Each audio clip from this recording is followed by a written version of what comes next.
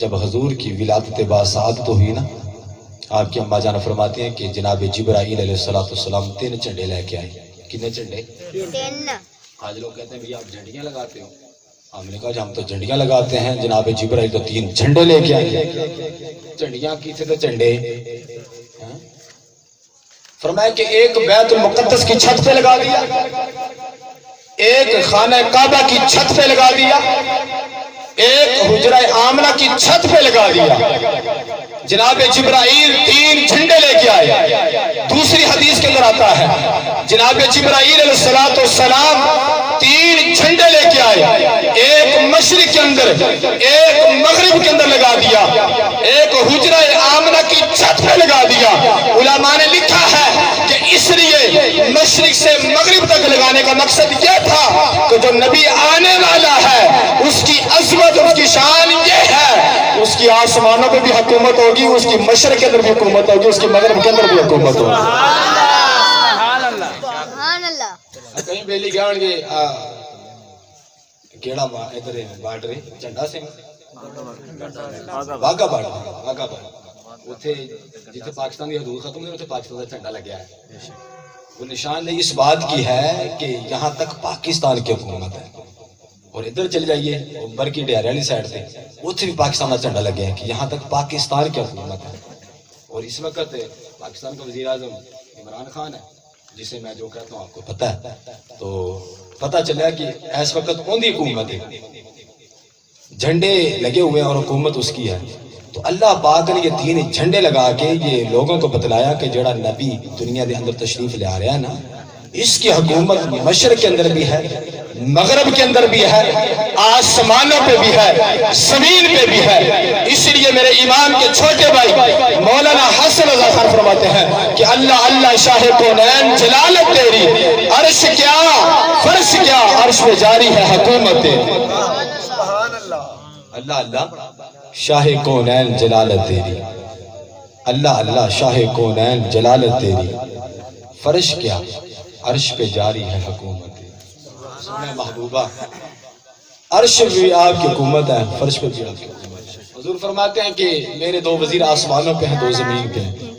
فرمایا کہ آسمانوں پہ میرے 2 وزیر جناب جبرائیل علیہ السلام اور حضرت میکا علیہ السلام ہیں۔ فرمایا کہ زمین پہ میرے 2 جو وزیر ہیں، فرمایا کہ وہ ابو بکر صدیق اور حضرت عمر فاروق ہیں۔ سبحان اللہ۔ جڑے محبوب نے اپنے یاروں نے دنیا میں بھی نہیں چھڑیا تے اج لوگ انہاں دے بارے گلاں کرتے ہیں، غیرت نہیں آندی۔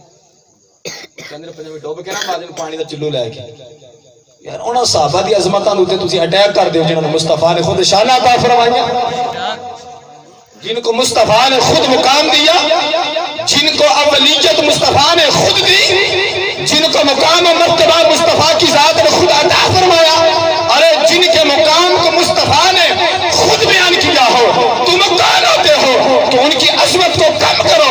ارے جن کی شان خود خالق کائنات کا قرآن بیان کر رہا ہے تو رضی اللہ عنہم ورضوا عنہ، فرمایا کہ رب اینا تے راضی ہے، رب تے راضی ہو چکے ہیں۔ ارے جن پہ رب کی ذات راضی ہو، وہ جو رب کی ذات پہ راضی ہو، خدا کی عزت کی قسم پکے جنتی ہیں مصطفیٰ کے سچے غلام۔ سبحان اللہ۔ محمد الرسول اللہ والذین معه اشداء علی الکفار رحماء بینہم، میں یہ آپس میں بڑے نرم دل ہیں، یہ تو کفار کے لیے اپنا شدید ہے۔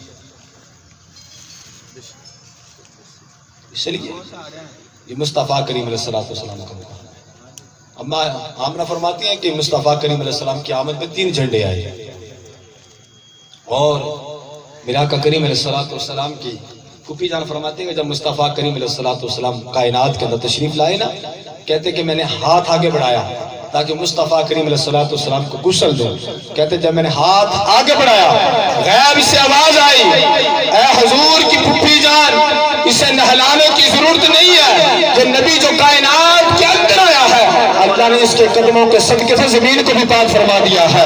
فرمایا جو اس مصطفیٰ کی ذات کے ساتھ وابستہ ہو جائے گا اللہ نے اسے بھی پاک فرما دیا ہے، جو ان کی اولاد میں سے پیدا ہوں گے اللہ نے انہیں بھی عذاب سے پاک فرما دیا۔ سبحان اللہ۔ سبحان اللہ۔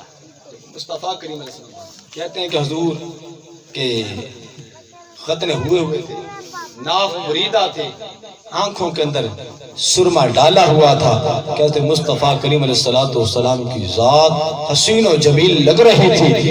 یوں لگ رہا تھا جیسے ہمارے گھر کے اندر 14ویں کا چاند اتر آیا ہے. سبحان اللہ